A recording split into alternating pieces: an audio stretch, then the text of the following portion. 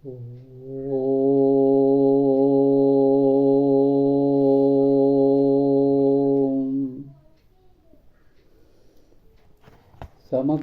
ಬೇಂದ್ರೆ ವಿಮರ್ಶೆ doctor GS ಆಮೂರವರ ಪುಸ್ತಕದ ಒಂದು ಪರಿಚಯ.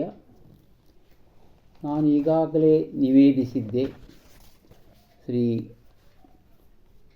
ಅವರಿಗೆ, ಆಮೂರವರಿಗೆ. ಏನಪ್ಪ ಅಂದ್ರೆ, ಹೇಗೆ ತಾನೇ ಆಮೂರವರು ಅವರ ಕಣ್ಣು ತಪ್ಪಿಸಿ ಆ 50 ನುಡಿಗಳು ಕಣ್ಣಿಗೆ ಬರದೇ ಹೋದವು. ಸನ್ಮಾನ್ಯರಿಗೆ ನಾನು ಬರೆದ ಸದ್ದರ್ಶನವೇ ರಮಣ ಹೃದಯ, ಸದ್ದರ್ಶನವೇ ರಮಣ ಹೃದಯ, ಇದರ ಝೆರಾಕ್ಸ್, ಇದು ಪ್ರಿಂಟ್ ಆಗಿದ್ದಿಲ್ಲ ಇನ್ನೂ ಆವಾಗ, ಇದರ ಝೆರಾಕ್ಸ್ ಪ್ರತಿಯನ್ನು ನಾನು ಅವರಿಗೆ ಕಳುಹಿಸಿಕೊಟ್ಟೆ. ಅವರು ತುಂಬ ಸಂತೋಷಪಟ್ಟಿದ್ದರು. ಆಮೇಲೆ ಹೌದು, ನನ್ನ ಗಮನ ಆ 50 ನುಡಿಗಳ ಹತ್ರ ಹೋಗಿಲ್ಲ. ಮುಕ್ತಕಂಠದಲ್ಲಿರುವ ಪ್ರಥಮ ಕವನಗಳವು 50. ಇಷ್ಟಲ್ಲದೆ ಬಹಳಷ್ಟು ಸಾಹಿತ್ಯ ಶ್ರೇಷ್ಠರ ಗಮನಕ್ಕೂ ಅವು ಹೋಗಿಲ್ಲ. ಕೇವಲ ನನ್ನ ಅಧ್ಯಯನಂತೆ VK ಗೋಕಾಕರು 1-2 ಲೈನ್ ಬರೆದಿದ್ದಾರೆ. ಅವು ರಮಣ ಹೃದಯ ಬಹಳ ಅನುವಾದದ ಒಂದು ಕವನ 50 ನುಡಿಗಳು ಅಂಥೇಳಿ. ಇಷ್ಟೆಲ್ಲ ಮಾಹಿತಿ ತಿಳಿಸಿದಾಗ ಶ್ರೀ ಆಮೂರವರು ಸ್ವತಃ ನನಗೆ ಫೋನ್ ಮಾಡಿ ಹೇಳಿದರು, ದೇಸಾರೆ, ನಾನು ರಮಣ ಹೃದಯ, ತಾವು ಕಳಿಸಿದ ಸದ್ದರ್ಶನವೇ ರಮಣ ಹೃದಯದ ಸಂಗಡ ಓದಿರುವೆ. ಈಗ ನಾನು ನನ್ನ ಮುಂದಿರುವ ವಿಮರ್ಶಾಕೃತಿಯಲ್ಲಿ ಬರ್ತಿರುವ ಇದೇ ಈ ವಿಮರ್ಶಾ ಗ್ರಂಥದಲ್ಲಿ ಈ ರಮಣ ಹೃದಯ ಕುರಿತು ಒಂದು ಪ್ರತ್ಯೇಕ ಪ್ರಕರಣವನ್ನೇ ಬರೆದು ಸೇರಿಸ್ತೇನೆ. ಆವಾಗ ನನಗೆ ಭಾಳ ಸಂತೋಷ ಆಯಿತು. ಯಾಕಂದರೆ ಅವರೊಬ್ಬ ದೊಡ್ಡ ವಿಮರ್ಶಾ ಸಾಹಿತಿ. ಅದು ವರಕವಿ ಬೇಂದ್ರೆಯವರ ಈ ಅದ್ಭುತವಾದ 50 ನುಡಿಗಳು 1 ಪೇಜು 2 ಪೇಜು 2 ವಾಕ್ಯ ಇಷ್ಟು ಬರದೇ ಇರೋದು ನನಗೆ ಭಾಳ ಒಂದು ಕೊರತೆ ಅನಿಸಿಬಿಟ್ಟಿತ್ತು. ಆವಾಗ ನಾನು ಅವರಿಗೆ ನಮಸ್ಕಾರ ಮಾಡಿ, ಸರ್, ನಿಮಗೆ ಹೃತ್ಪೂರ್ವಕ ಧನ್ಯವಾದ ಅಂತ ಹೇಳಿದೆ. ಅದರಂತೆ ನುಡಿದಂತೆ ನಡೆದ ಮಹನೀಯರು ಒಂದು ಪ್ರಕರಣವನ್ನು ಬರೆದುಬಿಟ್ರು. ಆ ಪ್ರಕರಣ 4ನೇ ಭಾಗ ಅನುವಾದ ಪ್ರಕರಣದಲ್ಲಿ 9ನೇ ಉಪ ಪ್ರಕರಣಗಳಿವೆ. ಅದರಲ್ಲಿ 2ನೇ ಪ್ರಕರಣ ಈ ಪುಸ್ತಕದಲ್ಲಿ ರಮಣ ಹೃದಯ ಅನ್ನುವಂಥ ಶಿರೋನಾಮೆ ಅಡಿಯಲ್ಲಿದೆ. ಪುಟ 727ರಿಂದ 733, ಸುಮಾರು 3 ಪುಟಕ್ಕೂ ಮಿಕ್ಕಿದ ಅಮೂಲ್ಯ ಬರಹವಿದು. ಇಲ್ಲಿ ನನ್ನ ಸದ್ದರ್ಶನವೇ ರಮಣ ಹೃದಯದ ಉತ್ತಮ ಪರಿಚಯವೂ ಉಂಟು.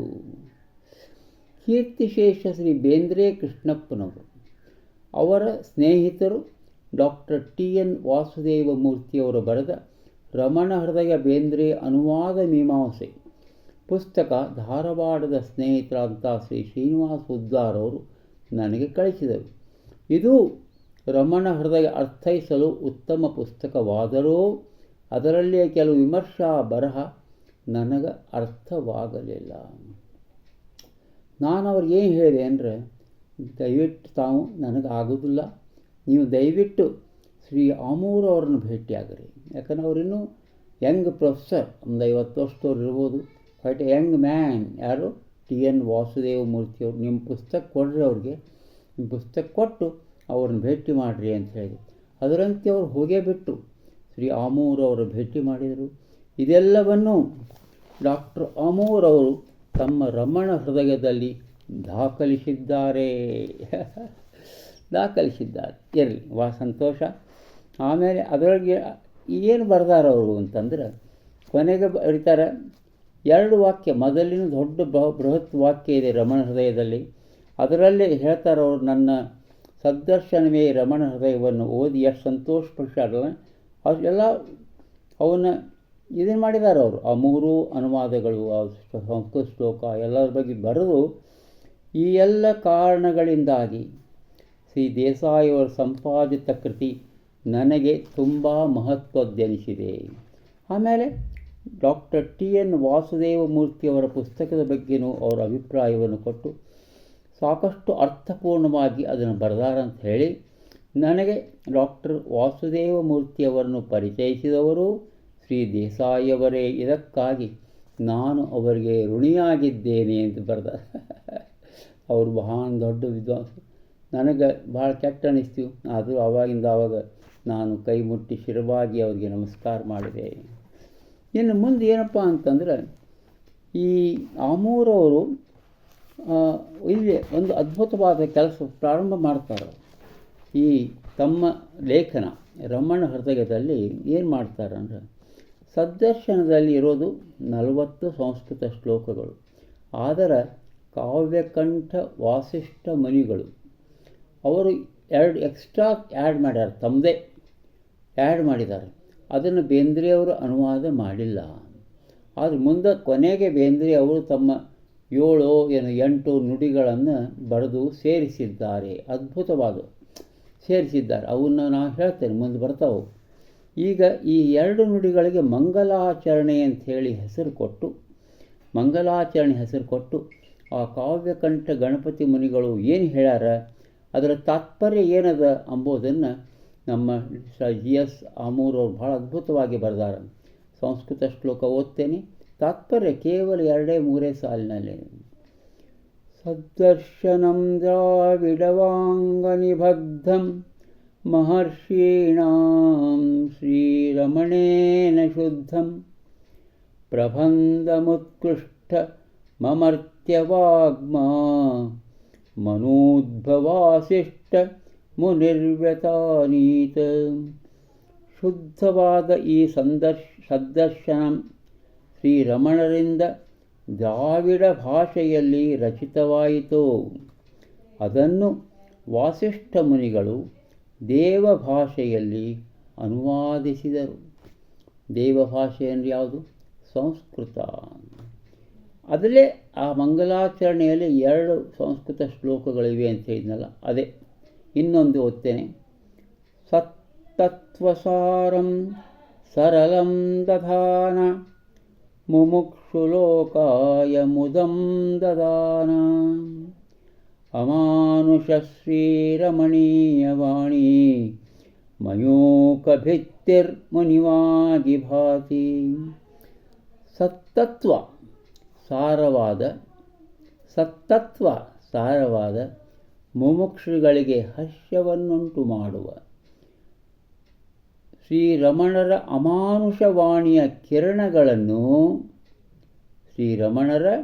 ಅಮಾನುಷವಾಣಿಯ ಕಿರಣಗಳನ್ನು ಗಣಪತಿ ಮುನಿಯೋ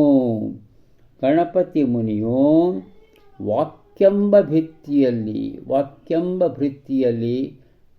ಆ ಗಣಪತಿ ಮುನಿಗಳು ಅವರ ವಾಕ್ಯಂಬ ಭಿತ್ತಿಯಲ್ಲಿ ಅದು ಪ್ರತಿಫಲಿಸಿದೆ ಅಂಥೇಳಿ ಈ ರೀತಿ ಅದ್ಭುತವಾದಂಥ ಒಂದು ಬರಹದಿಂದ ಪ್ರಾರಂಭ ಮಾಡ್ತಾರೆ ಶ್ರೀ ಆಮೂರವರು. ಮುಂದೆ ಬೇಂದ್ರೆಯವರು ಯಾವ ರೀತಿ ತಮ್ಮ ಆ 40 ಶ್ಲೋಕಗಳು ಕನ್ನಡ ಅನುವಾದವಾದ ಮೇಲೆ 40 ಆದ ಮೇಲೆ ಮತ್ತು 8 ನನ್ನ ದೃಷ್ಟಿಯೊಳಗೆ 8 ಇವೆ. 8 ತಾವು ರಚಿಸಿದ್ದಾರೆ. ಪ್ರತ್ಯೇಕವಾಗಿ ರಚಿಸಿಬಿಟ್ಟಿದ್ದಾರೆ. ಅವು 8 ಇರಬೇಕು. ಹೌದು, 8 ಇವೆ. ಹೆಂಗೆ 7 ಅಂದರೂ ಗೊತ್ತಿಲ್ಲ. 8 ಇವೆ. ಅದರಲ್ಲಿ ಒಂದನ್ನು ಮಾತ್ರ ಓದ್ತೇನೆ ಇವತ್ತು. ಮುಂಬೆಳಗ ಕಿರಣವೇ ಅರುಣಾಚಲದಿಂದಿಳಿದು ರಮಣವಾಣಿಯ ಲೇಖ ಸರವಾಗಿದೆ. ಹಳೆದ್ವಾತೆ ಹುಸಿ ತೊಳೆದು ಹೊಳೆದು ಹೊತ್ತಿನ ಹೊಳೆ ಹರಿದು ಬಂದಂತೆ ಹೊಸದಾಗಿದೆ. ಅರುಣಾಚಲದ ಮುಂಜಾವಿನ ಮೊದಲ ಕಿರಣಗಳಂತೆ ಶ್ರೀರಮಣರ ವಾಣಿಯು ಏಕಮಂತ್ರವು.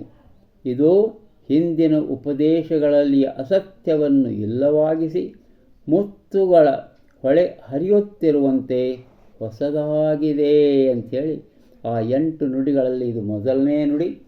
ಈ ರೀತಿ ಅವನು ಓದೋಣಂತೆ ಮುಂದೆ ನಾಳೆ ಮತ್ತೆ ಓದುವಂತೆ ಅಂತ ಹೇಳುತ್ತಾ ಇಂದು ಕಾರ್ಯಕ್ರಮ ಮುಗಿಸ್ತಾ ಇದ್ದೇನೆ. ನಮಸ್ಕಾರ.